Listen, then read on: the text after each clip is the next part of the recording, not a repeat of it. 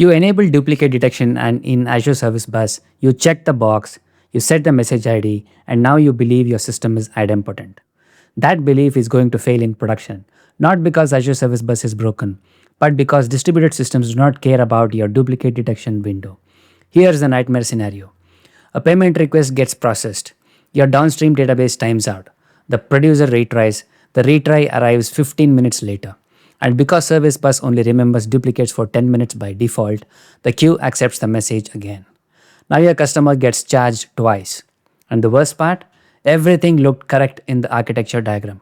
Today, I'm going to show you why Service Bus duplicate detection is not idempotency, why architects misuse it constantly, and the production-grade design pattern enterprises actually use to survive retries, partitions, failovers, and replay storms. Because if your system depends on this checkbox, you're eventually going to corrupt data. If this is starting to change how you think about messaging systems and distributed reliability, then like the video so more engineers see this breakdown. Subscribe to the channel and turn on notifications because in the next part, we are going to take this from theory into a production grade pattern where we fix what duplicate detection was never designed to solve and build a real idempotency model that survives retries, timeouts, and replay storms in Azure Service Bus. This is the lie developers believe. Let's start with what most developers think duplicate detection does. In Azure Service Bus, you can enable duplicate detection on a queue or topic. When enabled, Service Bus stores message IDs it has already seen. If the same message ID arrives again within the configured detection window, the broker rejects the duplicate. Sounds perfect. And honestly, for demos, tutorials, and happy path systems, it works beautifully. But here's a dangerous misunderstanding. Developers assume this means my database can never receive duplicate operations. That is false. Because duplicate detection only protects the broker, not your business operation. And that distinction changes everything. The broker has no idea whether your SQL transaction committed, whether your downstream API succeeded, whether Redis timed out, whether the consumer crashed after processing, or whether the acknowledgement was lost during a network partition. Service Bus only knows, I saw this message ID recently. That's it. And recently is the critical word. Because the feature is time bound, the default window is 10 minutes, maximum 7 days.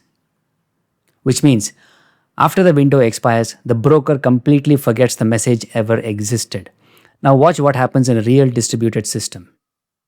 Imagine you run an e-commerce payment platform. Customer places an order. Producer sends, charge customer $500. Message ID arrives, consumer receives it. Consumer calls payment processor, payment succeeds. Now the consumer attempts to update Azure SQL. But Azure SQL is under transient failure. Connection pool exhausted, timeout occurs, consumer crashes before completing checkpoint logic. Now the producer sees uncertainty. Did the operation succeed? Did it fail? Classic distributed systems ambiguity. So the producer retries, but here's a critical detail. The downstream outage lasts 15 minutes. The retry storm is delayed. By the time the retry hits Service Bus again, the 10-minute duplicate detection window has expired. And now, Service Bus accepts the duplicate as a brand new message. The consumer processes it again, customer gets charged twice. This is where junior architectures fail because they assumed infrastructure level deduplication equals business level idempotency. Those are not the same thing. And once you understand this distinction, you start designing systems completely differently. But the really dangerous part is this. Even increasing the detection window to 7 days still doesn't actually solve the architectural problem. So why do longer windows do not fix idempotency? A lot of teams respond like this, fine, we'll just increase the duplicate detection window. That sounds reasonable until you understand how distributed recovery actually works. Because duplicates are not only caused by retries, they also happen from replay operations, disaster recovery restores, active-active failovers, consumer offset resets, dead letter reprocessing, event sourcing rehydration, batch replay pipelines, manual operational recovery, and so on. Some duplicates may arrive hours later, days later, sometimes weeks later. And now, your entire correctness model depends on how long does Service Bus remember message IDs. That is not a stable architectural guarantee. That is temporary broker memory. And there's another issue almost nobody talks about. Duplicate detection introduces throughput overhead. Because the broker must maintain and check the deduplication store for every incoming message, the larger the window, the larger the tracking footprint. So now, teams start trading throughput performance for a false sense of safety. This is why experienced distributed systems architects treat broker duplicate detection as a best effort optimization layer, not a correctness boundary. The real idempotency boundary must exist where state changes occur. Usually, it's in the database layer. It's either the Cosmos DB or the SQL DB or Redis or an event store, or it could be even a payment ledger, a domain aggregate. That is where true idempotency belongs. So, what does real idempotency look like? Real idempotency means the same business operation can execute one time or 100 times, and the final state remains correct. That is the actual goal, not prevent duplicate messages. Correctness despite duplicates, completely different mindset. So, what do enterprise systems do instead? They store an idempotency key alongside the business transaction. For example, before charging the customer, your consumer checks a table like this: idempotency key and status. Now, if the same message arrives again, the consumer does not reprocess the business operation. It simply returns the already completed result. This is database level idempotency, and this is the foundation behind patterns like transactional outbox, inbox pattern, exactly once illusion architectures, idempotent consumers, payment ledger systems. Because mature systems assume duplicates will happen. They design for replay safety, not replay prevention. That philosophy shift is massive. And once teams understand this, their outage recovery strategy becomes dramatically safer. But there's still one more dangerous misconception. A lot of engineers now think, fine, I'll just use Redis for idempotency. That can also fail catastrophically. Redis is fast, which makes it attractive for idempotency tracking. But here's the trap. If Redis becomes your only idempotency boundary, you have simply moved the duplication problem somewhere else. Imagine this. Redis eviction occurs, TTL expires, replica lag happens, failover losses, volatile keys, now your protection disappears. Again, this is why critical financial systems typically anchor idempotency in durable storage, usually SQL or append-only ledgers. Redis can accelerate lookups, but durable correctness must survive infrastructure restarts, and that is the key principle most cloud-native tutorials never explain. Performance layers can be transient, correctness layers cannot. Choosing the right identity strategy by load. Now let's make this concrete. Because in real systems, the question is never what is the best idempotency pattern. The real question is what should I use at this specific load and risk profile. So let's break it down the way production architects actually think about it. Low load, 10 seconds of tens of messages per second. At this level, simplicity is the winning strategy. You don't need Redis, you don't need caching layers, you don't need distributed coordination, just a durable SQL-based idempotency table with a unique constraint. Why? Because at this scale, contention is negligible, retries are manageable, operational simplicity dominates architecture complexity. You optimize for clarity, not performance engineering. Medium load, hundreds of messages per second. Now the system starts to behave differently. You will see retry bursts from upstream systems, duplicate delivery spikes under transient failures, increased read pressure on your idempotency store. At this point, a hybrid model becomes effective. SQL remains the source of truth. Redis becomes a short-lived acceleration layer. TTL-based caching reduces repeated lookups, but the key idea here is subtle. Redis is not protecting correctness, it is only reducing cost per decision. SQL is still doing the real enforcement. The third scenario, high load, thousands of messages per second. Now you are no longer designing for normal execution. You are designing for failure amplification under load. At this level, the architecture must shift fundamentally. You move to an inbox or ledger style atomic model. Every message first attempts a single atomic claim. If it succeeds, processing is allowed. If it fails, it is a duplicate and ignored. No pre-check loops, no race-prone lookups, no optimistic guessing. Because under high concurrency, correctness must be decided in a single write operation, not a read-modify cycle. This is where systems become truly production grade. Now, Let us look at the code base for the idempotency problem and the ironclad solution for it. This code is there in the GitHub, and the link to this particular code base will be shared in the description box. So please find the link to this code base in the description box below. What we are looking at is the README file of the problem statement. So what we are trying to do over here or go through over here is the problem statement and the code base for the problem statement. So this code base, as you can see, contains a real world distributed systems failure scenario where a customer is charged twice due to misunderstanding Azure Service Bus duplicate detection as idempotency. So Azure Service Bus provides duplicate detection window, but this is not idempotency. So when a function executes, there's a side effect. It crashes before, when a function executes a side effect, crashes before checkpointing state, and message is retried after duplicate window expiry, the system executes the operation twice. So that's the unintended consequence or the unexpected business consequence of relying on the duplicate detection window of Service Bus alone. So this is the project structure. You have the CS project over here, program.cs, host.json, everything is there, local settings. And then we have the models, so which is the order message. We have the payment gateway fake SQL database, idempotency store, and the payment gateway. The only function that we have in this demo is the order processing function, which is mainly used for demonstrating the duplicate detection window failure of the Azure Service Bus.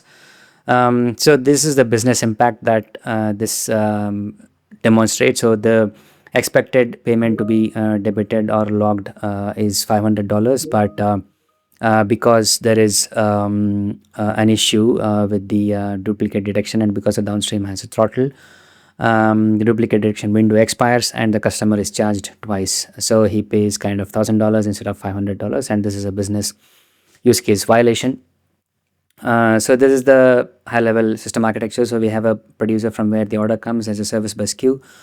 There's an Azure function which is listening to the service bus queue, and this Azure Service Bus function will kind of get the message, and it'll crash before it before it populates the checkpoint, and therefore there's a failure there, and in the meantime it logs the charge of $500, and after the window expiry, the duplicate detection window expiry, the message requeues in the service bus queue again, and the service function processes it again, and it charges the customer twice, which is the failure scenario. So as you can see, the producer sends the order, the service bus delivers the message to the Azure function. The Azure function charges $500. There's a success message which is returned back from the payment gateway, and the Azure function saves the order in Azure SQL. But Azure SQL is experiencing connection pool issues. The function crashes before writing the checkpoint, and then the duplicate detection window of 10 minutes expires. The message expires from the cache, from the service bus. There's a retry order after 15 minutes that comes from the producer, and since the window has expired, the message is treated as a new message. The Azure function then processes it. It again charges $500 for the payment gateway. The payment gateway charged the customer $500 in addition to the initial $500 charged.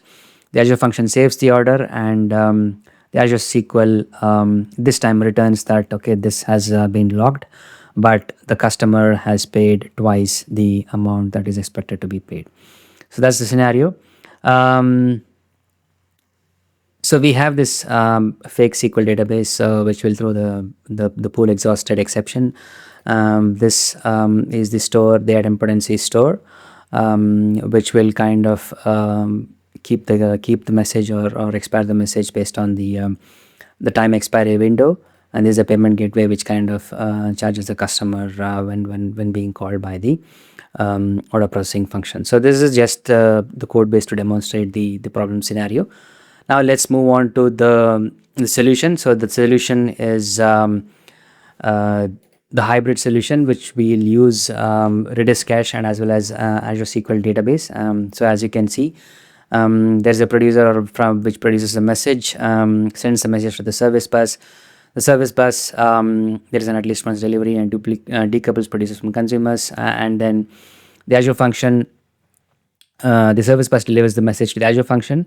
The Azure functions look up idempotency key in the Redis cache. So each message will have a unique key, which is maintained in the Redis cache whenever a message comes, and it looks up that particular key in the Redis cache. If there is a cache hit, then the cached result is returned back to the returned back, and the rest of the processing is skipped. But if there is a cache miss, then there will be a idempotency check from the SQL database store. So this is a hybrid and ironclad approach. It will check the idempotency cache in the idempotency key in the SQL database store, and if the key exists, the execution aborts, and because it's already processed, it aborts. And if the key is not found, then the business logic is executed. And then we call an external API to perform the action.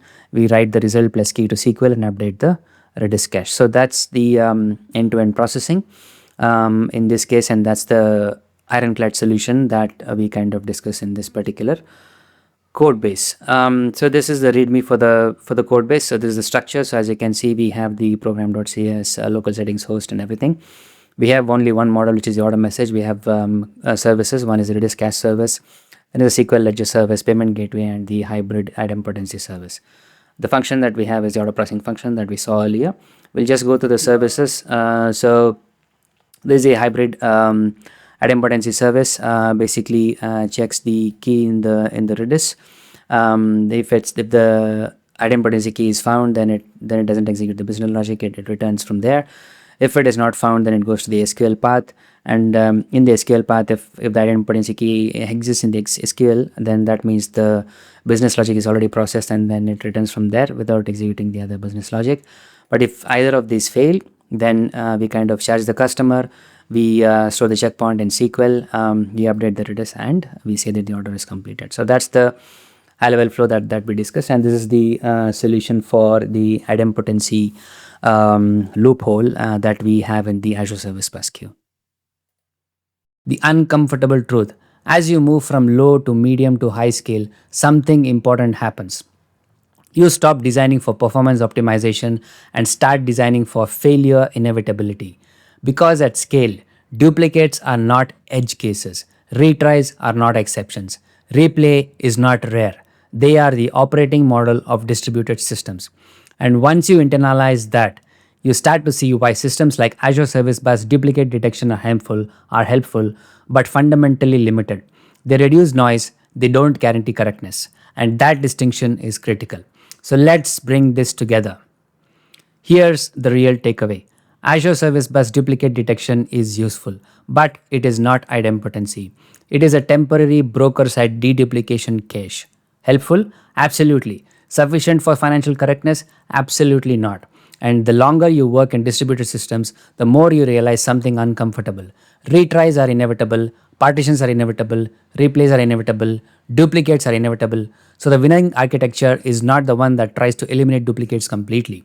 It's the one that remains correct even when duplicates happen anyway. That is the difference between demo-grade systems and production-grade distributed architecture.